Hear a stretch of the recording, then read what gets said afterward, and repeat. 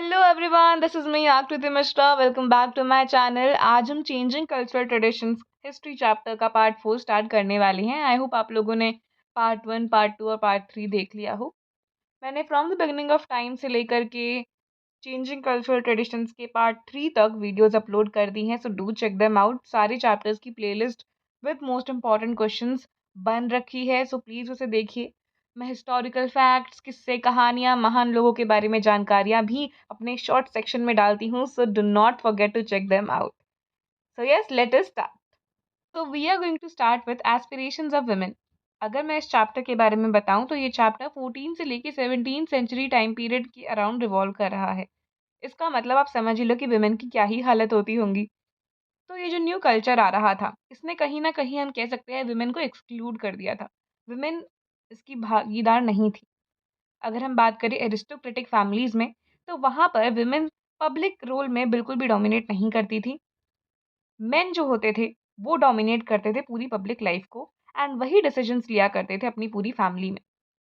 जो फैमिलीज होती थी वो सिर्फ अपने बेटों को ही एडुकेट करती थी, एंड जो उनके यंगर सन्स वगैरह होते थे उनको वो फैमिली बिजनेसेस सौंप दिया करती थी। मतलब बेटियों को वो नहीं पढ़ाती थी, बेटियों को वो नहीं बिजनेस सौंपा करती थी, सिर्फ बेटों को ही सारे बेनिफिट्स वगैरह दिया करते थे। तो हम कह सकते हैं कि जो मेल्स होते थे उनका पब्लिक लाइफ में काफ़ी रोल होता था, एंड डिसीजन मेकिंग में भी। जो यंगर सन्स होते थे उन्हें चर्च वगैरह भी भेजा जाता था, ठीक है, ताकि वो रिलीजियस स्क्रिप्चर्स वगैरह को पढ़ लें। एंड जब शादी होती थी विमेन की, तो जो दहेज वो अपने साथ लेकर जाया करती थी, जो डोरी वो अपने साथ लेकर जाया करती थी, उसको इन्वेस्ट करा जाता था उनके ससुराल के फैमिली बिजनेसेस में। ओके, तो मतलब ये जो डोरी है ये सिर्फ इंडिया तक ही सीमित नहीं थी, बल्कि पूरे वर्ल्ड में ही कहीं ना कहीं हमें ये सिस्टम देखने को मिल रहा है, राइट। तो डोरीज जो होती थी उनको फैमिली बिजनेसेस में इन्वेस्ट करा जाता था, एंड जो वुमेन होती थी वो अपने हस्बैंड के बिजनेस में कोई से नहीं रखती थी। मतलब उनका कोई हक नहीं था कि वो कुछ कमेंट करे या कुछ बोले कि इसमें तुम ये करो, इसमें तुम वो करो। भले ही वो उनके ही घर से आया हुआ पैसा उसमें इन्वेस्ट होने वाला है बिजनेस में, but still they did not have any say in the husband's business. Okay, तो जो मैरिजेस होती थी वो इसीलिए करी जाती थी ताकि बिजनेस अलायंसेस को और ज्यादा स्ट्रेंथन करा जा सके। ठीक है, लाइक आपने बहुत से डेली सोप्स में भी ये चीज़ देखी होंगी। आजकल तो वही इन सारी स्टोरीज को कवर कर लेते हैं। तो दिखाते हैं ना कि कैसे दो दोस्त होते हैं जो कि अपने बेटा बेटी की शादी कर देते हैं, एंड बिजनेस पार्टनर्स भी होते हैं। सुना होगा आपने, राइट। तो ऐसे ही पहले करा जाता था कि बिजनेस अलायंसेस को स्ट्रेंथन करने के लिए शादियां करी जाती थी। ये इंटेंशन होता था basically. And if an adequate dowry was not arranged, daughters was sent to convents to live a life of a nun. तो अगर किसी women की जो पेरेंट्स है, if they are not able to give adequate dowry, so what used to happen was कि जो daughters होती थी उनको कॉन्वेंट्स भेजा जाता था ताकि वो नन की लाइफ व्यतीत कर सके। ठीक है, तो हम इससे ये देख सकते हैं कि कैसे उतने राइट्स नहीं दिए गए थे विमेन को, उतना उन्हें एडुकेट नहीं करा जाता था, उनका उतना रोल नहीं था पब्लिक लाइफ में। इसीलिए public role of a women were limited and were looked upon as house makers. उनको हमेशा हाउस मेकर्स का ही दर्जा दिया जाता था, और यही एक्सपेक्ट करा जाता था उनसे कि वो सब घर में ही बैठकर काम करें। The position of women in merchants families was somewhat different, as shopkeepers were assisted by their wives in running the shop. तो अगर हम बात करें विमेन की पोजीशन की मर्चेंट फैमिलीज में, तो वहां पर फिर भी हमें उनका थोड़ा बहुत रोल देखने को मिल जाता था, बिकॉज वो अपने हस्बैंड्स की मदद करा करती थी इन रनिंग द शॉप। तो हमने देखा कि कैसे एरिस्टोक्रेटिक फैमिलीज में तो फिर भी उनका कोई भी रोल नहीं होता है, बिल्कुल भी रोल नहीं होता है उनका। लेकिन अगर हम बात करें मर्चेंट्स की फैमिलीज में, तो इनके में तो फिर भी हमें विमेन का रोल थोड़ा बहुत देखने को मिलता था। तो हो सकता है आप लोगों से डिफरेंस पूछा जाए कि जो विमेन का रोल है वो कैसे डिफरेंट है in merchants families and in aristocratic families. In families of merchants and bankers, wives looked after businesses. The early death of a merchant compelled his widow to perform a larger public role than was the case in aristocratic families. So as I told you कि merchants की families में क्या होता था कि वहाँ पर फिर भी हमें women का रोल देखने को मिलता था, लेकिन aristocratic families में हमें women का रोल बहुत ही लिमिटेड देखने को मिला, बल्कि देखने को ही नहीं मिला। तो इसमें बोला जा रहा है कि जब मर्चेंट की अर्ली डेथ हो जाया करती थी, तो उसमें जो विडो होती थी वो उनका ज़्यादा पब्लिक रोल हमें देखने को मिलता था इन if we compare it with the case of aristocratic families. A few women were intellectually very creative and sensitive about the importance of humanist education. तो हमें कुछ अब नए एग्जाम्पल्स देखने को मिलेंगे, जैसे कि है Venetian Cassandra Fedele, who was one of the handful women who questioned the idea that women were incapable of achieving the qualities of a humanist scholar. बहुत से लोगों का मानना था कि ह्यूमैनिस्ट स्कॉलर जो है वो विमेन नहीं बन सकती, लेकिन बेनेडिक्ट कैसेंड्रा फिडेल ने इन आइडियाज को, इन बचकाने आइडियाज को, इन सेंसलेस आइडियाज को अपोज करा, क्वेश्चन करा कि कैसे। वो ग्रीक एंड लैटिन में काफी ज्यादा प्रोफिशिएंट थी, and she was one of many Venetian women writers who criticized, condemned the republic for creating a highly limited definition of a freedom that favored the desires of men over those of women. तो basically इसमें ये बोला गया है कि कैसे जो Fidel थी वो क्रिटिसाइज करती थी जब बोला जाता था कि जो मेन हैं उन्हीं को ही फेवर करा जाएगा एंड वुमेन का जो रोल होगा वो पब्लिक लाइफ में लिमिटेड होगा। तो वो इन चीज़ों को क्रिटिसाइज करा करती थी, वो मेन के डिजायर्स को वुमेन के डिजायर्स से ऊपर रखने को क्रिटिसाइज करा करती थी। ऐसी एक एग्जाम्पल हमें गिवन है मार्चेसा ऑफ मंतुआ इजाबेला दे इस्तेका, I hope I pronounced right. तो इन्होंने बेसिकली अपने स्टेट को रूल करा in the absence of a husband. ठीक है, इनके हस्बैंड जो थे वो नहीं थे उस वक्त, तो इन्होंने ही अपने पूरे स्टेट को संभाला, and that state was famed for its intellectual brilliance. Women's writing revealed that their conviction that they should have economic power, property and education to achieve an identity in a world dominated by men. तो women की जो writings हुआ करती थी, जो women थोड़ी educated थी, वो लिखा करती थी, तो उनकी writing से पता चलता था कि कैसे वो अपने हक को चाहती हैं, वो चाहती हैं कि उनका पब्लिक रोल भी बढ़े, एंड ये जो सोसाइटी है, ये जो पेट्रियार्कल सोसाइटी है, इसमें वो भी इकोनॉमिक पावर, प्रॉपर्टी और एजुकेशन को गेन कर पाए। तो मैंने आपको पिछले कुछ पार्ट्स में ये चीज़ बताई थी कि कैसे जो प्रिंटिंग कल्चर डेवलप हो रहा था उसकी वजह से काफ़ी अवेयरनेस स्प्रेड हो रही थी। ये जो बाइबल था वो भी अब प्रिंट हो रहा था, तो लोग उसे पढ़ पा रहे थे, वो ट्रांसलेट भी हो रहा था, इसलिए जो लोग दूसरी लैंग्वेज बोला करते थे वो भी बाइबल को पढ़ पा रहे थे। तो ये जो क्लर्जीज होते थे ना, जो कि इंटरप्रिटेशंस देते थे बाइबल के ऊपर, जो इंटरप्रिटेशंस ही देते थे, इनकी इंटरप्रिटेशंस जब लोगों ने गलत ठहराया, जब लोग खुद से बाइबल को पढ़ने लग गए और जानने लग गए, और ह्यूमैनिस्ट कल्चर जब डेवलप हुआ, जब साइंटिफिक रेवोल्यूशन आया, तब जाके इन लोगों ने क्लर्जीज वगैरह को सबक सिखाया। इन्होंने जो बचकानी रिलीजियस प्रैक्टिस ये लोग फॉलो करने को कहते थे, उसको इन्होंने रिजेक्ट करा। तो हम लोग वही देखने वाले हैं कि क्या डिबेट्स हमें देखने को मिली within Christianity. The new culture was admired and imitated by the educated and wealthy people. तो अगर हम बात करें इस ह्यूमैनिस्ट कल्चर की, तो इसको काफ़ी सराहा लोगों ने, खास करके जो एजुकेटेड एंड वेल्दी लोग थे। गरीब लोग तो यानी कि जो रूरल एरियाज में बेसिकली रह रहे थे, वो लोग तो फिर भी चलो उनकी बचकानी बातों में आ जाया कर रहे थे, लेकिन ये जो एजुकेटेड एंड वेल्दी पीपल थे, ये लोग एडमायर कर रहे थे इस कल्चर को।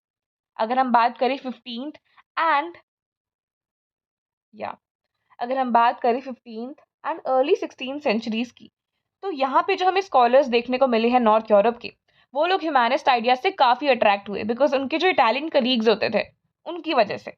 तो because of their Italian colleagues they got attracted to humanist ideas. जो उनके इटालियन कलीग्स होते थे वो भी जो ग्रीक एंड रोमन टेक्स्ट होते थे उसको देखा करते थे with the holy books of Christians.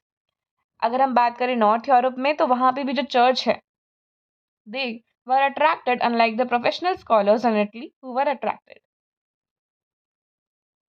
They called on Christians to practice religion in the way laid down in the ancient texts of their religion, discarding unnecessary rituals which they condemned as later additions to a simple religion. तो इसमें यही बताया गया है कि कैसे जो Christians होते थे उनको कहा जाता था कि आप वही फॉलो करो जो बाइबल में लिखा है, ना कि उन बचकाने रिचुअल्स और रस्म रिवाज को जो कि क्लर्जीमैन वगैरह बताते रहते हैं, और जो कि बाद में ऐड करा गया है इस सिंपल से रिलीजन में। बाद में ये जो फिलोसफर्स हैं were to return to over this again, inspired by the belief in distant God. Philosophers जो हैं वो अपनी philosophy दे रहे थे, एंड वो बता रहे थे कि कैसे वो एक डिस्टेंट गॉड पे बिलीव करते हैं, एक ऐसे गॉड जो कि हमसे अलग है, जो कि डिस्टेंट है। वो गॉड जिसने मैन को बनाया है, मतलब सबको बनाया है, एंड उसने ये बोला है कि तुम लोग अपनी फ्रीडम को एंजॉय करो और अपनी लाइफ फ्रीली जियो। मतलब फिलोसफर्स ऑफ एक ऐसे गॉड पर बिलीव कर रहे थे जिन्होंने इंसानों को बनाया ताकि वो अपनी लाइफ अपने हिसाब से जिए, ना कि उनके हिसाब से और ना ही उनके इन फालतू के बचकाने रिचुअल से। पहली बात तो वो उनके द्वारा बनाए ही नहीं गए हैं, एंड दूसरी बात ये क्लर्जीमैन होते थे बेसिकली, जो कि खुद पैसे कमाने के लिए ये सारी चीजें करा करते थे। कुछ क्लर्जीमैन की मैं बात कर रही हूँ। Christian humanists like Thomas More and Erasmus in Holland, that church had become an institution marked by greed, extorting money from ordinary people. तो जो क्रिश्चियन ह्यूमैनिस्ट हमें देखने को मिले ये भी क्रिश्चियन ही थे, बट ये चीज जान गए कि ये जो क्लर्जी मैन है ना, खासकर ये जो चर्च है, एक अब ऐसा इंस्टीट्यूशन बन गया है ना जहाँ पे सिर्फ लालच देखने को मिलता है, जहाँ पे सिर्फ लोगों से, जो आम इंसान होते हैं जिन्हें इन सारी चीजों से रिलेटेड नॉलेज नहीं है, उनसे इन्हें बस पैसे ही लूटना है। तो ये समझ गए कि आजकल जो चर्च है ना वो चर्च नहीं है, वो सिर्फ एक ऐसा इंस्टीट्यूशन है जो कि लालच से भरा है और बस लोगों से पैसे वसूलना चाहता है, खासकर कि ऑर्डिनरी पीपल से। अब थॉमस मोर एंड इरास्मस ने बता तो दिया कि वो लोग पैसे चाहते हैं, लेकिन कैसे वो लोग पैसे कमाया करते थे, चलो ये भी देख लेते हैं।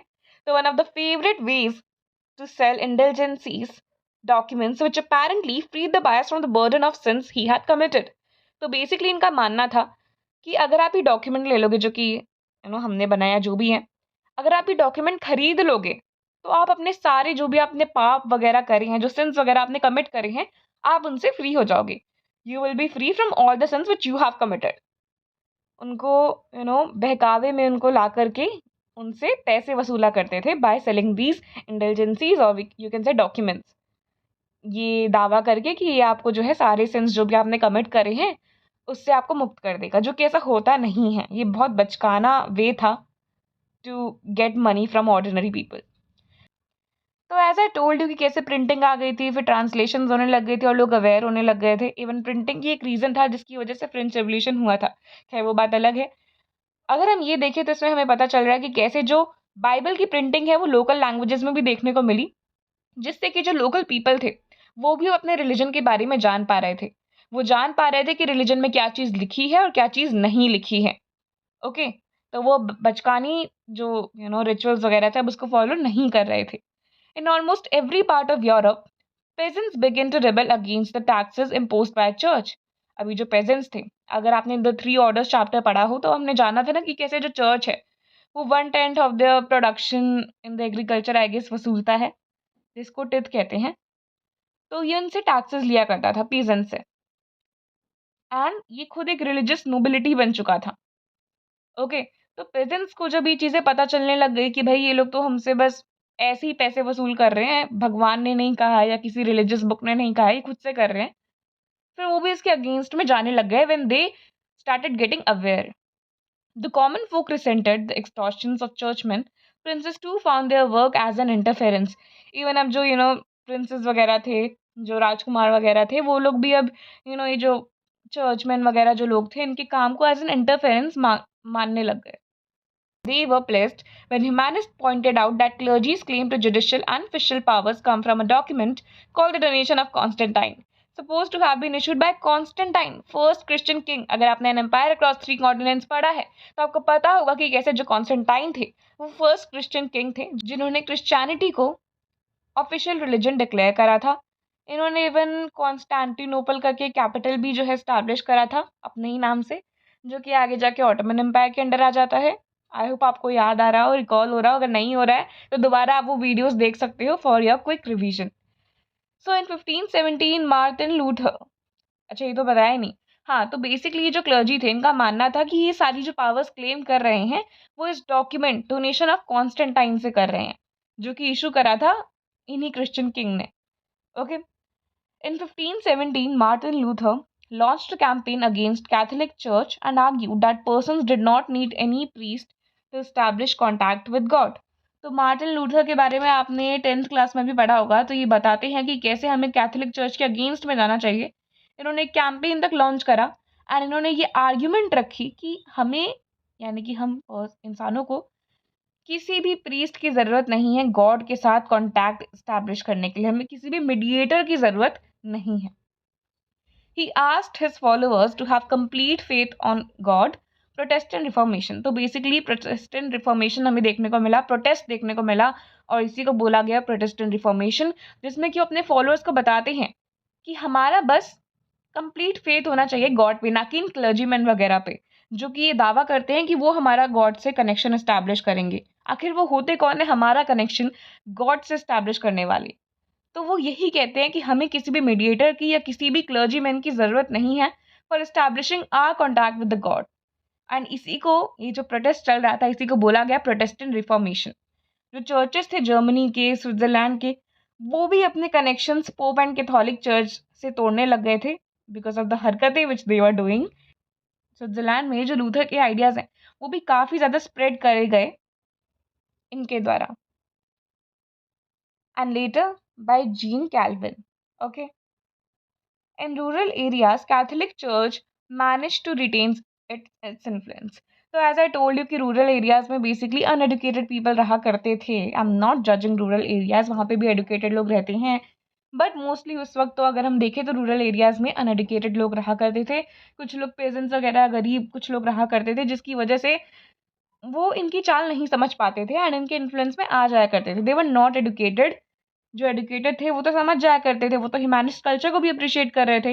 बट रूरल एरियाज़ में ये जो कैथोलिक चर्च है वो अपनी इन्फ्लुएंस को इसीलिए मैनेज कर पाए क्योंकि वहाँ के लोग अवेयर नहीं थे। Other German reformers like Anabaptist were even more radical. I hope I pronounced it right. या ओके, तो ये जो भी थे जर्मन रिफॉर्मर थे एंड ये काफ़ी रेडिकल थे। बट लूथर जो है वो रेडिकलिज्म को सपोर्ट नहीं करते थे। And that is why he called upon German rulers to suppress peasants' rebellion, of which they did in 1525। तो ये रेडिकलिज्म को लूथर सपोर्ट नहीं करते थे, इसीलिए इन्होंने जर्मन रूलर्स को बुला लिया था ताकि वो पेजेंट्स के रेबेलियन को सप्रेस कर सके, रोक सके, 1525 में जो हुआ था। बट रेडिकलिज्म तो हुआ, वो तो फिर भी सर्वाइव करा और वो तो फिर भी मर्ज हो गया with resistance of Protestants. Okay, in France who persecuted by the Catholic rulers. तो बेसिकली ये जो कैथोलिक रूलर्स थे ना, जो वो रूलर्स बेसिकली जो कि कैथोलिक थे, वो इन प्रोटेस्टेंट को काफ़ी ज़्यादा सप्रेस करने की कोशिश कर रहे थे एंड इवन परसिक्यूट भी कर रहे थे। तो इसीलिए जो प्रोटेस्टेंट्स थे वो लोग रेडिकलिज्म को अपना रहे थे so that they can take revenge. And yes, तो अब जो लोग हैं वो अपने राइट्स को ला रहे थे। लोग बता रहे थे कि हमें एक ऐसे किंग की ज़रूरत नहीं है जो कि इतना ऑप्रेसिव हो। They started claiming the right of a people to remove an oppressive ruler and to choose someone of their liking। वो भी बताने लगे कि हमें एक ऐसे किंग की ज़रूरत है जो कि हमारे पसंद का हो एंड जो हमारे राइट्स को समझे, ना कि एक ऐसा किंग जो कि इतना ऑप्रेसिव हो और जो लोगों के राइट्स को भी ना समझे। Eventually in France Catholic church allowed the Protestants to worship. And इसीलिए फ्रांस में क्या हुआ, क्योंकि इतना सब कुछ लोगों ने बोल दिया था, लोग बताने लग गए थे कि हमारे राइट्स को ऐसे कोई छीन नहीं सकता, ऐसे हमें कोई परसिक्यूट नहीं कर सकता और ऐसा कोई ऑप्रेसिव रूलर हमें रूल नहीं कर सकता। एंड इसीलिए क्या हुआ कि कैथोलिक चर्च में, जो कि फ्रांस में था, वहाँ पे प्रोटेस्टेंट्स को भी वर्शिप करने के लिए अलाउ कर दिया गया। तो अगर हम बात करें इंग्लैंड की, तो ruler broke there connection with the pope and the king queen. ये किंग है बेसिकली, ओके, ये किंग है। तो in England ruler broke there connection. तो इंग्लैंड में भी जो रूलर्स थे उन्होंने कनेक्शन अपना तोड़ दिया with the pope and king queen, जो कि चर्च के हेड थे, क्योंकि लोग जो हैं वो ऐसे लोगों को पसंद नहीं कर रहे थे जो कि इन सारी चीज़ों को सपोर्ट कर रहे थे। इसीलिए जो रूलर्स हैं उनको अपना कनेक्शन वगैरह तोड़ना पड़ा, उनको प्रोटेस्टेंट्स को अलाउ करना पड़ा इन चर्च। ये सारी चीज़ें इसमें बता रखी हैं। तो इसमें बेसिकली ये बताया जा रहा है कि कैसे जो कैथोलिक चर्च था वो भी इन सब के इम्पैक्ट से बच नहीं पाया एंड इसी वजह से उसने अपने अंदर भी रिफॉर्मेशन लानी शुरू कर दी।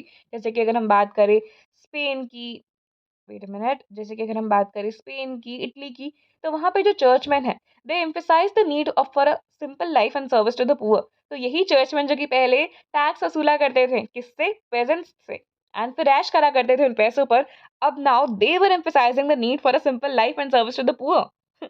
Isn't it ironical? तो स्पेन और ये इन दो जगहों में बेसिकली क्या हुआ कि यहाँ पे प्रोटेस्टेंटिज्म को अपोज करने के लिए काफ़ी अटेम्प्ट देखने को मिले, बट हमें काफ़ी सोसाइटी ऑफ जीसस का फॉर्मेशन देखने को मिला। एंड इस सोसाइटी ऑफ जीसस के जो फॉलोअर्स होते थे उनको हम कहते थे जीसस, जिनका मिशन था कि वो पुअर को सर्व करे एंड अपनी नॉलेज रिगार्डिंग अदर कल्चर्स को इंक्रीज करें। तो मैं एक्सप्लेन कर देती हूँ कि बेसिकली इसमें हमें बताया क्या जा रहा है। तो इसमें ये बताया जा रहा है कि now the people were becoming vigilant, and because they were becoming vigilant, so जो राजा महाराजा थे वो भी अपने जो इंटेंट है उसको थोड़ा बदल रहे थे। वो भी क्या कर रहे थे कि वो थोड़ा पीपल के साथ थे, क्योंकि अब पीपल को लग रहा था कि हाँ ये जो राजा है ना वो ऑप्रेसिव नहीं हो सकता, उसे हमारी लाइकिंग का होना चाहिए। तो इसीलिए देखा ना कैसे पहले फ्रांस में परसिक्यूट करा जा रहा था, बट देन उसी फ्रांस में आगे जाके प्रोटेस्टेंट्स को अलाउ कर दिया गया टू वर्शिप। एंड देन कैसे इंग्लैंड के जो रूलर्स थे वो उन राजा के साथ और उन पोप के साथ जो कि चर्च से रिलेटेड थे, उनके साथ अपने कनेक्शन को तोड़ दे रहे थे। एंड कैसे इधर जो कैथोलिक चर्च है उसने भी अपने आप में रिफॉर्मेशन लाई। तो ये सब क्योंकि people were becoming vigilant and aware, तो उनके डर की वजह से ही ये लोग अपने अंदर सुधार ला रहे थे।